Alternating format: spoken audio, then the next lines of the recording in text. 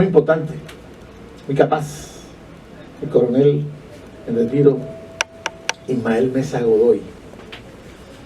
Él es un oficial, fue un oficial dentro de la Fuerza Militar muy importante y sobre todo muy social. Él sabía inclusive cómo era el manejo ese de lo social con lo militar cuando le tocaba salir a la calle. Y nunca tuvo problemas, al contrario, él llegaba a los barrios y era a solucionar problemas. Apagar incendios. Apagar incendios, precisamente por algunos abusos policiales. Y pare de contar. Hoy lo tenemos aquí porque vamos a tratar el tema de la pobreza en la ciudad de Cartagena, que la conoce perfectamente. Ese es nuestro invitado de hoy. Y se van a sorprender nuestros oyentes con los conceptos del coronel retiro Ismael Mesa. Muy buenos días, coronel. Bienvenido a nuestro programa Impacto y gracias por aceptar nuestra invitación. Un saludo cordial, Carlos, y a toda la mesa de esta emisora y la importante y respetada audiencia de emisoras Fuentes, programa Impacto. Primero que todo, presentarme a la audiencia. Yo, antes que ser el coronel, fui un estudiante del Colegio Salesiano de Cartagena. Caminé por todas estas calles y en el Salesiano aprendimos que todos juntos cabíamos en un salón de clases de todas las clases sociales. Los sacerdotes salesianos nos enseñaron eso. Recuerdo que en ese momento estudiaba con nosotros el hijo del chofer del bus y uno de los hijos de los empresarios más importantes de la ciudad de Cartagena. Y eso me dio a mí unos inputs para poder desarrollar mi carrera con ese sentido de conciencia social y humanista. Entonces, cartagenero como toda la audiencia y como todos ustedes, salesianos, y pues claro, formado militarmente en un contexto de defensa nacional y entendiendo la complementariedad y el ámbito de seguridad que hace la policía. Muchas gracias. Bueno, coronel, vamos a entrar en materia porque nos coge el tiempo. Y voy con la primera pregunta. ¿La pobreza y la miseria no tienen partido político? No tienen. Mire, el tema de pobreza y miseria es un tema de historia. Vamos a irnos a cuando el hombre dejó de ser nómada y comenzó a tener propiedad privada en un lugar y comenzó a descubrir la agricultura. Comienza el primer desarrollo de la economía y en ese momento todos los bienes y servicios eran por trueque. Suponiendo, yo cultivo yuca y tú tienes arroz, yo te doy yuca y tú me das arroz. Pero después viene un momento histórico importante para combatir la pobreza y es que se inventa y se descubre el dinero. Porque yo solamente sembraba la yuca que era necesaria para que tú me dieras el arroz que yo necesitaba. Pero cuando aparece el dinero yo podía sembrar más yuca y comienza a haber un desarrollo de los sistemas productivos y comienza a haber el desarrollo de la riqueza que termina impactando la economía y entonces el dinero es un evento importante que comienza a desarrollar, que eso no tiene que ver con partidos políticos. Luego se dieron cuenta que lo que hoy sobraba en un lugar faltaba en otro y aparece el comercio y los comerciantes, después de desarrollar su economía, se apartan del clero y de la monarquía medieval y son los que desarrollan el Renacimiento. Y el Renacimiento es lo que nos lleva a lo que hoy nos da la sabiduría y digamos la modernidad, porque nos desprendimos de eso. Y luego viene la Revolución Industrial después de 1850 en Inglaterra, en Europa en general y Estados Unidos. Y entonces una economía que dependía solamente del agro, por ejemplo, si no llovía en Europa, ese año había hambruna. Pero cuando viene la Revolución Industrial se necesitan obreros, se necesita comprar materia prima en Latinoamérica, el caucho, y allá lo procesan y comienza a darse una forma de riqueza, y esa riqueza comenzó a ser, en ese momento de la Revolución Industrial, el 95% de la población mundial era pobre. Después de la Revolución Industrial y al día de hoy solo estamos hablando de un 30%. Entonces no es un tema de partido político, hay unas verdades universales, históricas, y unos principios que sabemos que han sido eficientes en lograr erradicar la pobreza. Bueno, vamos al escuchar al ex coronel Ismael Mesa, Y refrescarnos la memoria con temas históricos, eso es muy valioso. ¿Cuál es el hombre? Esta segunda pregunta es muy importante. ¿Cuáles son los valores que por consenso debemos defender para evitar, más allá de cualquier partido político, para lograr el desarrollo socioeconómico del país? La respuesta es muy clara. Mira, hay mucha gente que le gusta generar confusión en la gente y en los muchachos. Hay algo que es un indicador de dónde están las cosas bien y dónde están las cosas mal. Y eso se llama la balanza migratoria. Los países donde la gente va es porque las cosas están bien.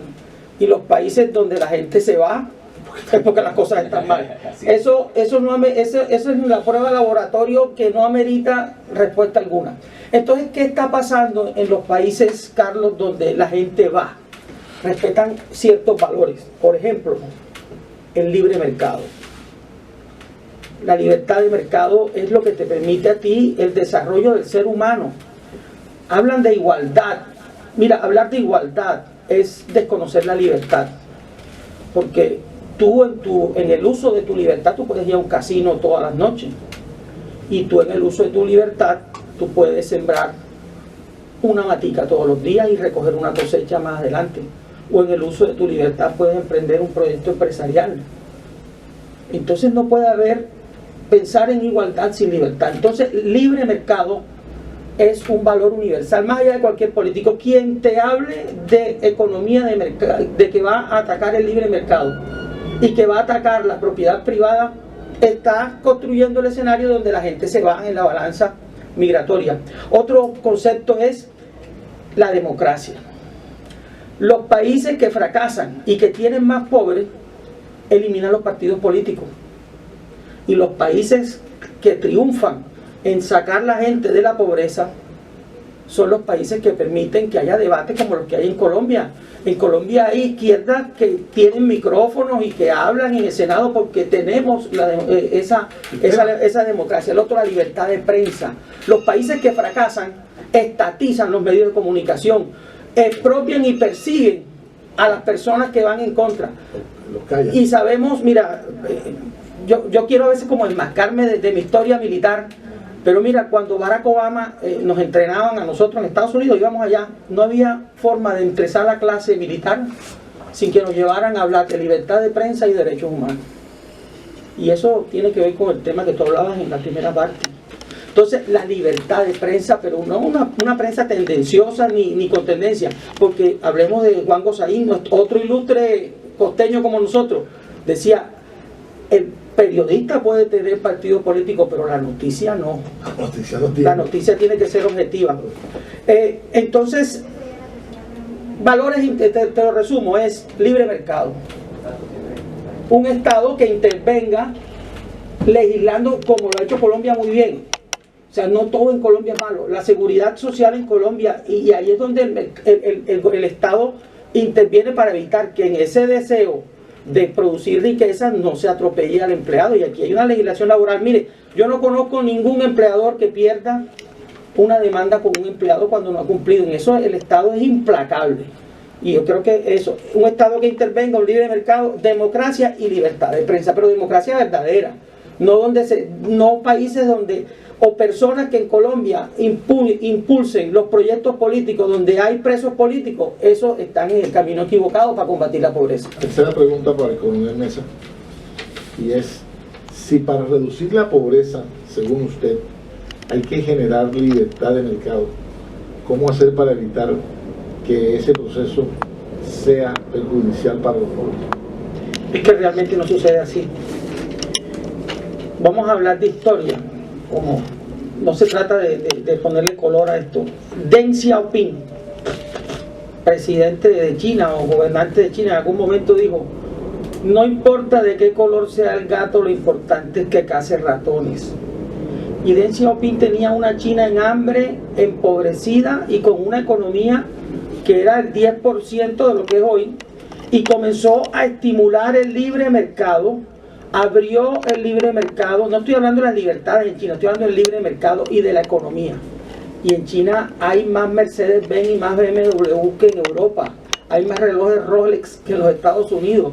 Y hay mucha menos pobreza y el Producto Interno Bruto y el ingreso per cápita está por encima. ¿Qué quiere decir eso? Es que mal hacen quienes dicen que cuando hay ricos hay más pobres. No, cuando hay una economía con dinero circulante, lo que hay es una estímulo del consumo. Y si antes sembrábamos la uyama, para vender la auyama a 500 pesos el kilo, ahora vamos a hacer harina de auyama para exportar a Europa, porque las proteínas de la auyama, ¿y eso qué significa? Que va a haber un barco, va a haber una persona que maneja un container, que va a manejar un camión, que tiene que haber un puerto, que esto es, la riqueza es exponencial y no va en detrimento, y los recursos no son limitados, ni se le quitan al uno, ni se le quitan. Es como si tú le dijeras a tu hijo, mira, es que si tú me quieres más a mí, que quieres menos a tu mamá. No, el amor es infinito. Y también, y hablando de amor, quiero agradecerle esas palabras tan bonitas, porque no las quiero pasar por desapercibida del oyente. Como dicen, amor con amor se paga. Señora, que mi Dios me la bendiga. Vengo con el amor que siento por Colombia y por un tema que me mueve tanto, que son los pobres. Pero no puedo hablar de populismo, sino quiero hablar es de la solución de los problemas, pasar a la acción. Muchas gracias. Entonces, no es cierto. No es cierto, no lo contrario. Mientras más riqueza haya, mientras más... Mira un centro comercial. ¿Cuánta gente trabaja en un centro comercial y cuánta gente nutre con transporte y con industria esos centros comerciales y cuánta actividad económica representa? Vea, eso es impresionante. Perdona que lo interrumpe, me acordé ahorita de Pambelé. Pambelé decía, es mejor ser rico que pobre. Sabiduría popular, sabiduría popular. Claro. Bueno, Es que ser rico no es malo.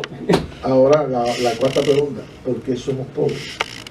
Mira, la pregunta yo creo te la cambiaría, si me lo permites, con todo el amor y eso. Pero ¿Por qué no somos ricos? ¿Por qué no somos pobres, ricos? ¿Por precisamente qué no somos ricos? Es que contrario. la pregunta es ¿por qué no somos ricos? Porque la naturaleza nos trae al mundo desnudo. En Alemania, en Colombia, En cualquier parte del y en mundo. cualquier parte del mundo, en la África más pobre y en Asia. Entonces, ¿por qué no somos ricos? Entonces, ahí viene la pregunta, ¿sabes cuántos empleos generó la refinería de Cartagena en el año 2014? Está demostrado por el DANE, no son juicios de valor. 88.000 empleos entre directos e indirectos. ¿Y por qué Cartagena no cambió? ¿Por qué Cartagena no cambió? Entonces, ahí tenemos que mirar ese tema de las libertades. Y entonces vamos a decirte la fórmula de por qué no somos. No tenemos educación financiera. Activos y pasivos. Si yo compro semillas, voy a tener cosecha. Eso es un activo. Pero si yo me voy para el casino, yo voy a gastar dinero. Eso es un pasivo. Si yo me pongo a consumir licor y me voy con los amigos a una costumbre muy nuestra, yo soy más cartagenero y el color acanelado como todos los cartageneros, pues sí, vamos a tener un rato de esparcimiento, pero eso es un pasivo. Si nosotros no tenemos hábitos de trabajo, si nosotros no pensamos, por ejemplo, el trabajador de la finca, que no le duele el ganado del dueño y no le duele que la cosecha no se le llene de maleza, ese tipo no está pensando porque está destruyendo el pan. Entonces, ese es el tema, porque no somos ricos. Hombre, hay muchas cosas que nosotros tenemos que entender. Perú es un país que produjo riqueza. No vamos a compararnos con Alemania porque eso es muy fuerte. Perú es un país que pasó de una economía en recesión con muchos pobres a una economía en desarrollo con un crecimiento importante. ¿Qué hizo ella? Política de competitividad. Entonces, por eso somos pobres. Tenemos que tener unos impuestos que sean competitivos para que el capital extranjero llegue. Tenemos que tener una legislación laboral importante, respetar la libertad. Los otros, que no haya temor de un inversionista que en un péndulo político nos vayamos a un gobierno que comience a señalar con el dedo caminando y deje expropiese. Eso no puede pasar, porque eso no va a permitir que nadie traiga un peso a Colombia. Se llama seguridad jurídica. Y la seguridad jurídica, o sea, que tú puedas sostener. Entonces, es de eso. Tenemos que generar confianza. Tenemos que generar confianza y competitividad en impuestos. Entonces, eso es lo que nos impide. Y en la parte regional, es un tema de educación financiera. Se nos Yo paró. creo que tenemos la oportunidad para una última pregunta. ¿Qué hace el Estado para solucionar los problemas de pobreza? Legislar, porque el Estado es el árbitro imparcial entre el empresario y el trabajador. Y entonces el empleado tiene que tener seguridad social, tiene que tener derecho a una pensión, tiene que tener eso. Lo otro, tiene que generar una política de impuestos que sea competitiva a nivel mundial. Estamos en un mundo globalizado. ¿Qué otra cosa es el Estado? Construir infraestructura, carreteras, vías, túneles como el que estamos inaugurando hace poco. Más tienen que haber infraestructura, legislación para proteger a los trabajadores y también ventajas de competitividad jurídica para traer inversión global. Bueno, la última, esta es la última ya. Dice, según usted, ¿qué debe hacer? ¿Qué debe hacer el cartagenero del común para combatir la pobreza y la miseria? O sea, usted, yo, el uno, el otro, para acabar con la miseria. Porque entre otras cosas le digo muy rápidamente, cuando el gobierno del doctor Curito, él tenía un programa que se llamaba Erradicación de la Pobreza y del Tugurio. ¿Saben con quién trabajaba yo? Con los pandilleros de toda la zona suroriental. Y en ese gobierno no hubo problemas con la pandilla. Y aquí vinieron de todas partes de América a conocer el programa. Vinieron españoles inclusive. Y ahí está la zona. Se acabó el programa de Curi y comenzaron las pandillas porque no tenían oportunidad laboral. Adelante con la respuesta. El cartagenero del común tiene que pensar que el Estado no genera riqueza. El Estado es costos. Lo que tienen es que apoyar gobernantes que le garanticen a la propiedad privada el desarrollo. Gobernantes que sean los mejores. Hay ciudades que no vamos a comparar. Las ciudades donde han elegido gobernantes que apuestan a la libre empresa han desarrollado. Y lo otro es educación financiera personal.